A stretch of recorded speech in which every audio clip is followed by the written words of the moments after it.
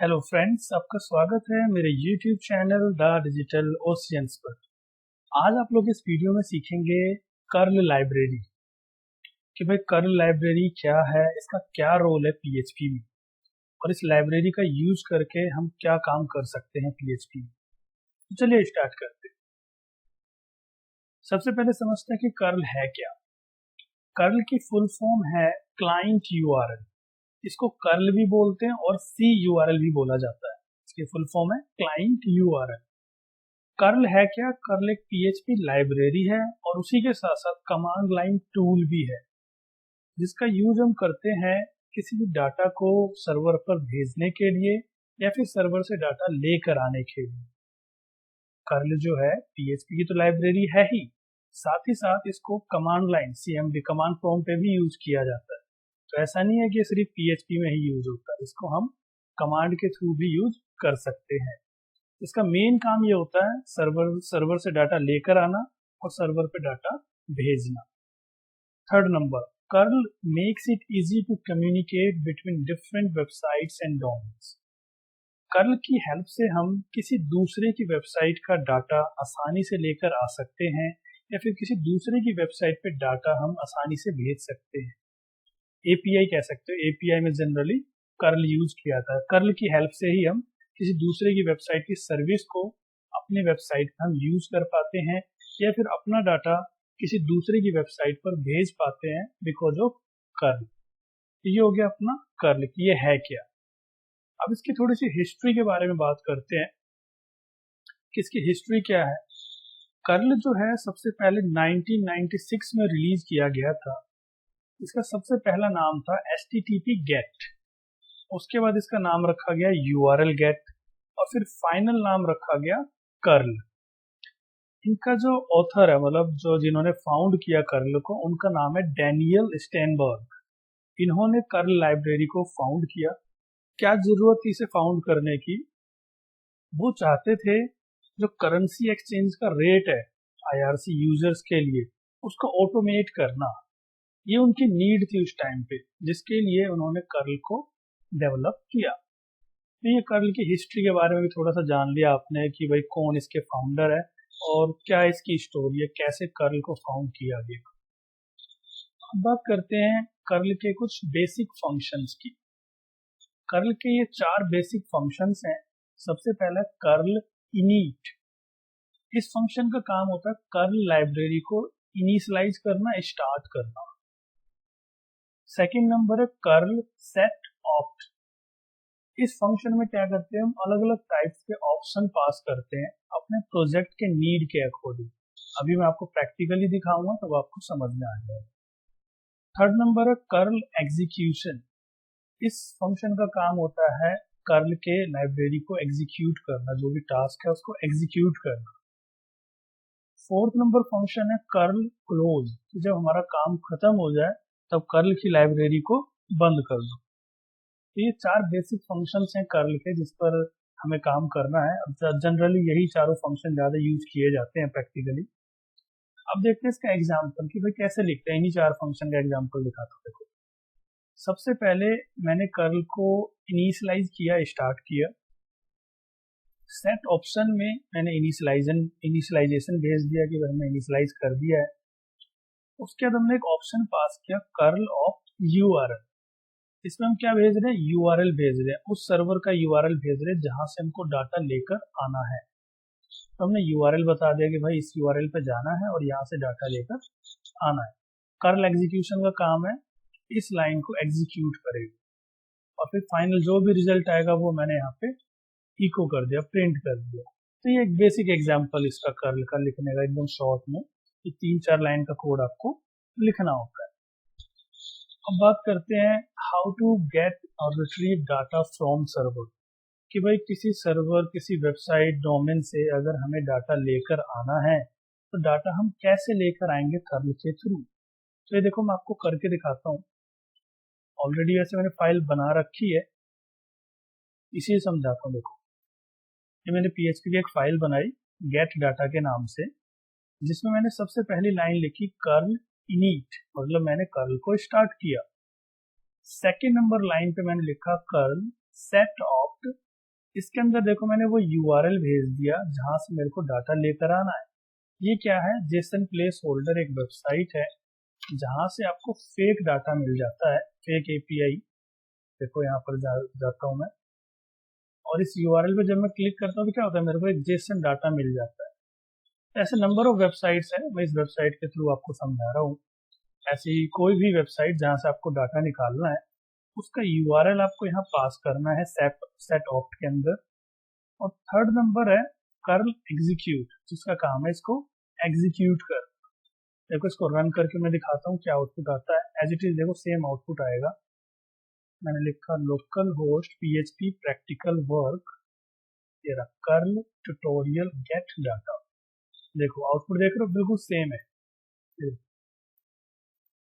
तो ये हो गया कर्ल के थ्रू हम डाटा कैसे लेकर आते हैं। बहुत ही सिंपल है, आपको सिर्फ और सिर्फ यूआरएल बताना होता है कि भाई कौन से यूआरएल से डाटा लाना है। जो आप यूआरएल दोगे वहां से डाटा आपको मिल जाएगा। अब वो डाटा चाहे जेसन फॉर्मेट में रखा हो, चाहे प्रिंट करा रखा हो, सिंपली वो डिपेंड करता है उस यूआरएल पे। तो इस तरीके से आप डाटा लेकर आ सकते हैं। अब चलते हैं अपने नेक्स्ट पे। नेक्स्ट है how to get retrieve specific data. अभी क्या है, अभी जो देखो डाटा आ रहा है हमारे पास, वो डाटा आ रहा है कंप्लीट, जितने भी यूजर्स यहाँ पे लिस्ट है। अब मैं चाहता हूँ किसी पर्टिकुलर यूजर का डाटा लेकर आना है। ये यूजर ID 1 है, जिसकी ID 1 है, सिर्फ उसका डाटा लेकर आना है। तो देखो ये कैसे करेंगे, काफी सिंपल है, कुछ नहीं करना आपको, सिर्फ ये ऐड कर देना है। देखो ये मैंने क्या करा, देखो यहीं पे ऐड करके दिखा देता हूँ, क्वेश्चन मार्क यूजर ID 1। अब ये क्या होगा, जिसकी यूजर ID 1 होगी सिर्फ उसका डाटा लेकर आएगा।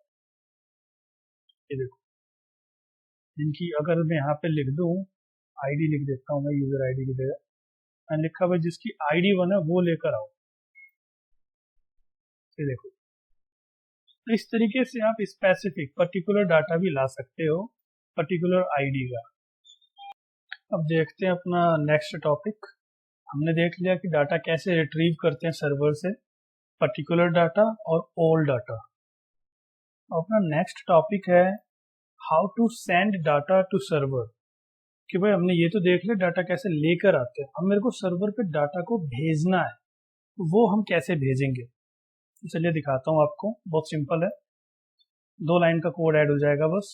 देखो ऑलरेडी फाइल बना रखी है मैंने। सबसे पहले तो आपको डाटा अरेंज करना है एसोसिएटिव एरे की फॉर्म में। डाटा आपको अरेंज करना है एसोसिएटिव एरे की फॉर्म में, जो भी डाटा भेजना चाहते हैं। इस लाइन को फिलहाल मैं कमेंट करता हूँ, आगे आपको बताऊंगा क्या है।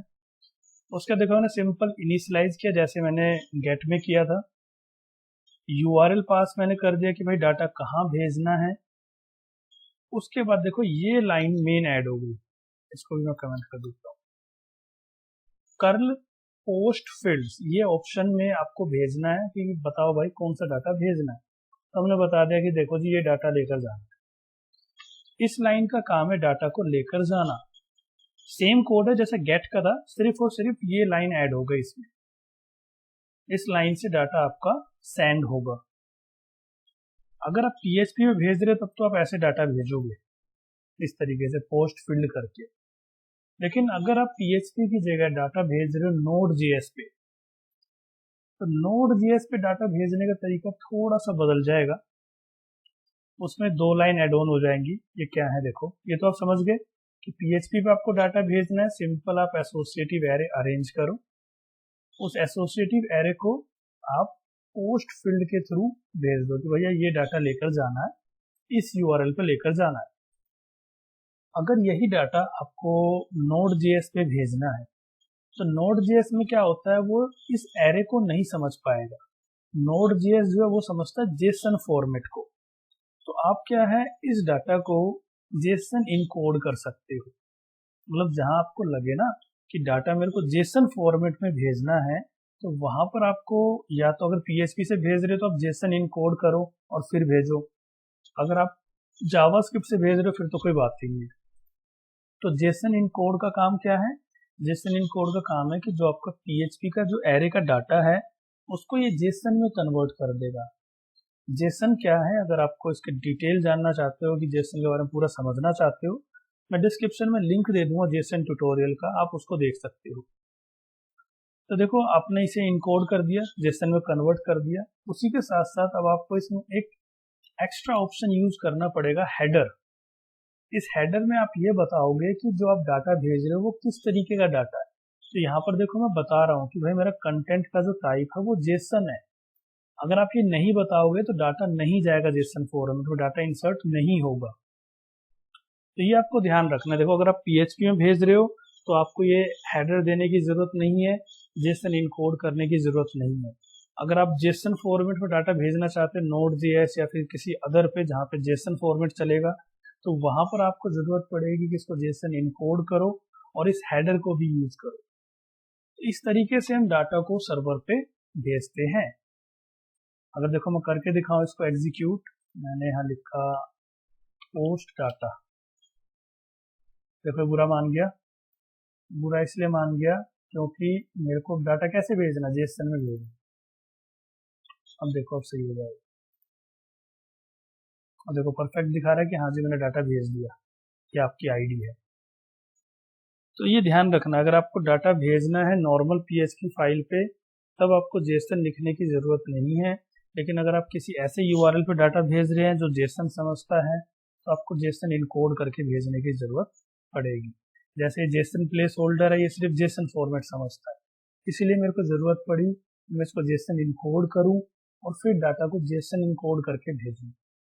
डाटा को भेजते समय आपको ध्यान रखना है, जैसे मैंने एग्जाम्पल दिखा रखा है, देखो विदाउट हेडर, मतलब बिना हेडर के सिर्फ PHP पे आप भेज रहे हो, तो आप डाटा अरेंज करो और जो भी डाटा है उसको पोस्ट फील्ड के थ्रू भेज दो।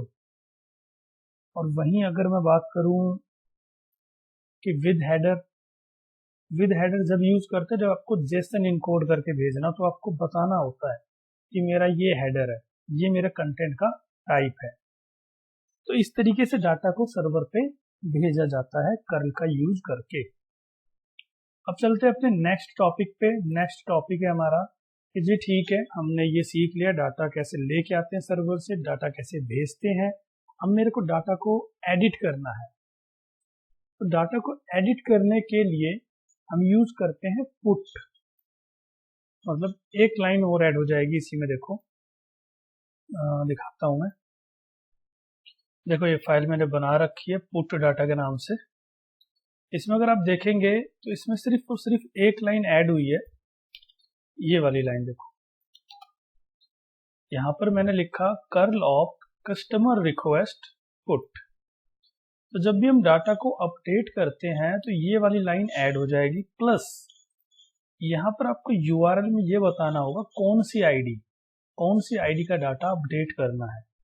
यहाँ पे आईडी पास होगी। तो अपडेट करते समय सिर्फ ये दो चीजें होती हैं, आईडी और ये पुट। और वही अगर आपको Node.js पे रिक्वेस्ट भेजनी है तो आप ऐसे भेजोगे जेसन इनकोड करके। अगर आप ये रिक्वेस्ट PHP में भेजते हो तो थोड़ा सा चेंज हो जाता है। देखो PHP में अगर आप भेजोगे तो आपको इस तरीके से लिखना होगा, HTTP build query post data। HTTP build query एक फंक्शन है PHP का जो क्या करता है, आपके डाटा को ना क्वेरी स्ट्रिंग में कन्वर्ट कर देता है, ऐसे कन्वर्ट कर देता है आपके डाटा को इस तरीके से। तो अपडेट करते समय अगर आप PHP पे डाटा भेज रहे हो तो उसके लिए आपको लिखना पड़ेगा HTTP build query। और अगर आप Node.js पे भेज रहे हो तो आपको कुछ लिखने की जरूरत नहीं है, सिंपल ये लाइन एड ऑन हो जाएगी। तो अपडेट इस तरीके से किया जाता है। अगर आपको दिखाऊं मैं इसका आउटपुट, मैं लिखा पुट डाटा, देखो इसने दिखा दिया कि भाई मैंने डाटा अपडेट कर दिया। देखो करके दिखाता हूँ, मैं दोबारा डाटा चेंज करता हूँ। मैंने ये लिखा, देखो देखो इसने दिखा दिया कि ठीक है जी मैंने डाटा अपडेट कर दिया। तो ये ध्यान रखना, देखो डाटा अपडेट करना है जेसन के थ्रू करना है तो सिर्फ एक लाइन एड ऑन होगी। अगर PHP के थ्रू करना है तो आपको HTTP build query मेथड का यूज करना होगा। तो इस तरीके से डाटा अपडेट करते हैं हम कर्ल में। अब चलते हैं अपने नेक्स्ट टॉपिक पे, how to delete data using curl.